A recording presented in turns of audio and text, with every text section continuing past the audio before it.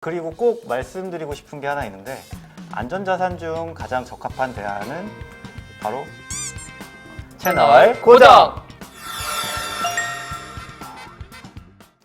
안녕하세요. 한국교직원공제회 공제사업부 회원관리팀 한경희, 대구지부 회원관리팀 김연석입니다. 한국교직원공제회는 국내 유일의 교직원 복지기관으로서 교직원들이 자율적으로 가입할 수 있는 다양한 공제 상품들이 있는데요. 그 중에 제일 대표적인 게 장기저축급여죠.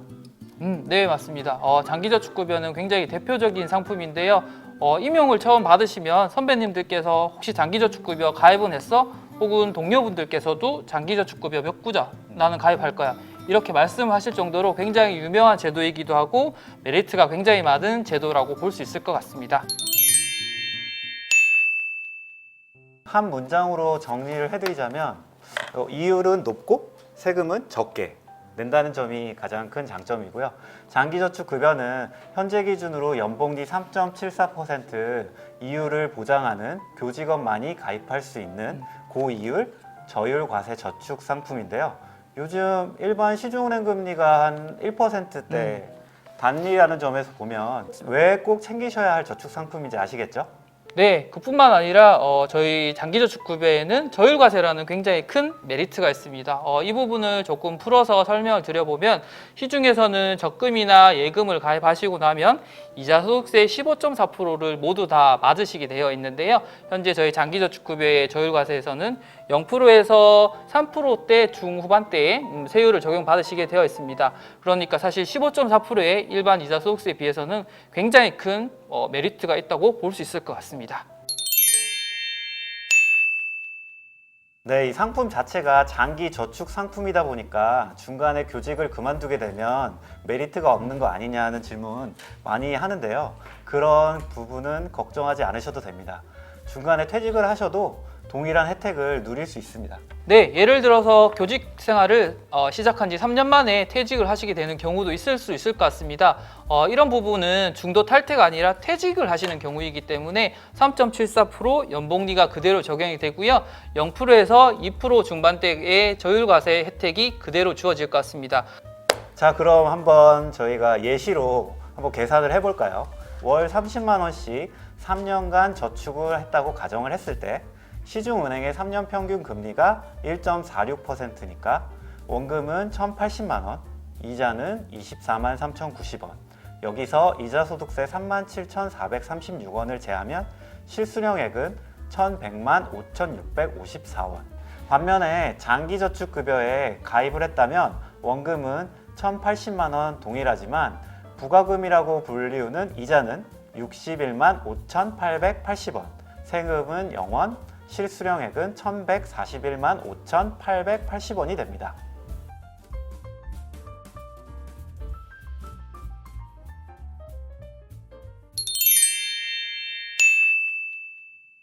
네, 교직 생활 하시다 보면은 퇴직이 아니라 선생님들께서 중도의 장기저축급여를 찾으시고 싶은 경우도 발생을 할 수 있을 것 같습니다. 이런 경우는 저희는 시중에서 말하는 해지와 비슷한 개념으로 탈퇴라는 표현을 사용을 하고 있고요. 이 탈퇴를 하실 경우에는 원금에 대한 손해는 당연히 없으십니다. 네, 시중은행에서 적금 중도에 해약해 보신 경험 한 번쯤 있으실 텐데요. 몇 개월 안 돼서 해약을 하게 되면 이자는 진짜 거의 받을 수가 없죠. 거기에다가 15.4% 이자 소득세는 또 내셔야 하고요. 하지만 장기저축급여는 몇 개월 납입하시다가 탈퇴를 하신다고 가정해봐도 3.74%에 40%, 약 1.5% 정도의 이자율이 적용됩니다. 여기에 저율과세이기 때문에 단기간 이용하고 탈퇴했을 때 0%의 세율이 적용이 됩니다. 이렇게 되면 단기간 탈퇴를 하신다고 하더라도 시중은행 적금 중도 해약을 하는 것보다 훨씬 더 이득이 됩니다. 회원님들의 연령별 평균 구자수를 보면 20만 원부터 시작해서 꾸준히 증가하는 경우가 많더라고요. 자신의 재무 상황에 맞게 일단 시작을 하셨다가 급여가 올라가면 서서히 금액을 늘리시면서 공제 회원으로서의 다양한 혜택도 같이 누리시라고 말씀드리고 싶습니다. 네, 맞습니다. 장기저축급여의 유용한 메리트들 이외에도 여러 가지 복지 제도들이 굉장히 많이 있는데요. 다양한 복지 제도는 조금 뒤에 다시 알려드리도록 하겠습니다. 끝까지 봐주세요. 채널 고정! 장기저축급여를 증자하시거나 혹은 감자하시게 되면 손실이 발생하지 않습니다. 장기저축급여를 감자하시거나 증자를 하시게 되면 현재는 가입하신 처음부터 끝까지 단일 이자율이 적용되시기 때문에 증자를 하시든 감자를 하시든 손해를 보는 경우가 없습니다. 장기저축급여 이자율은 내부 전문가들로 구성된 위원회의 심의 의결을 거쳐 최종적으로 회원을 대표하는 대의원의 승인으로 결정되기 때문에 시중금리가 낮아진다고 해서 공제가 임의로 변경을 할 수는 없습니다. 매년 국내 시장 경제를 반영한 시중금리와 연동되는 형태인데요. 이 시중금리에 본해의 가상금리가 더해지기 때문에 시중금리보다는 항상 높은 이자율을 유지할 수밖에 없습니다. 네, 요즘에 사실 주식이 굉장히 인기가 많습니다. 그런데 사실 주식을 투자를 하시게 되면 원금에 대한 그 손해를 분명히 보실 수도 있는 확률이 있거든요. 그런데 저희 장기저축급여 같은 저축제도는 원금이 전부 다 보장이 되는 상품입니다. 그렇기 때문에 원금의 손실을 볼 수 있는 투자 상품인 주식과 그리고 원금을 안전하게 지킬 수 있는 장기저축급여 양자 간의 직접적인 비교는 사실 조금 무리가 있을 것 같고요. 선생님들의 재테크 상황 그리고 투자 성향 이런 부분을 고려를 하셔서 취사 선택을 하시면 될 것 같습니다. 가장 좋은 방법은 사실은 임용되시는 최초의 장기저축급여를 우선 가입을 하시고요. 퇴직 때까지 장기간 그냥 유지를 하시는 게 사실은 가장 명확하고 좋은 방법이라고 할 수 있을 것 같습니다. 장기간 유지를 하시면서 복리혜택을 제대로 보시게 된다면 나중에 퇴직 때 노후 자금이 조금 모자라서 조금 마음을 졸이시는 일이 없지 않을까 생각이 됩니다. 이 외에도 장기저축급여 가입을 하면 회원 자격을 부여받게 되고 회원 자격을 부여받으면 혜택이 정말 많아요. 네, 어떻게 보면 가장 큰 혜택이 장기저축급여 이외에 대출 제도를 이용하실 수 있다는 점인 것 같아요. 맞습니다. 장기저축급여 원리금을 담보로 대여를 받으실 수 있거든요. 또한 퇴직 시 대여가 있다면 분할급여 대여로 대여 기간을 연장하실 수도 있는데요.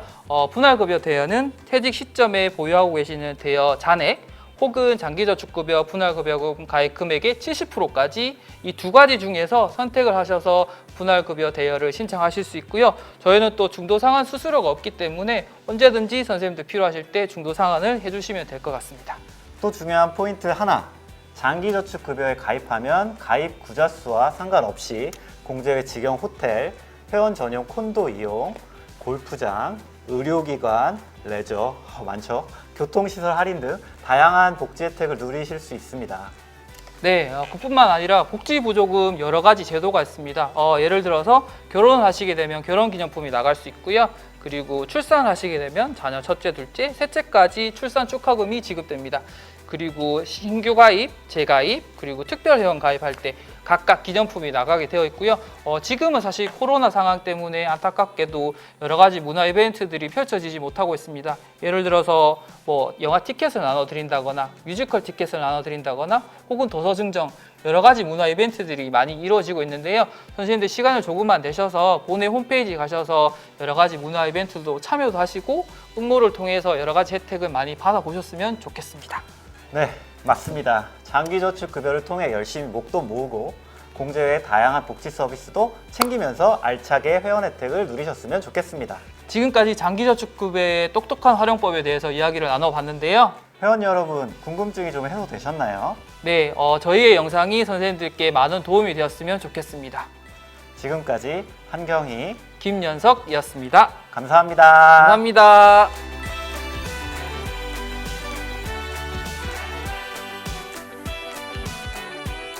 구독, 좋아요, 알림 설정까지 부탁드립니다.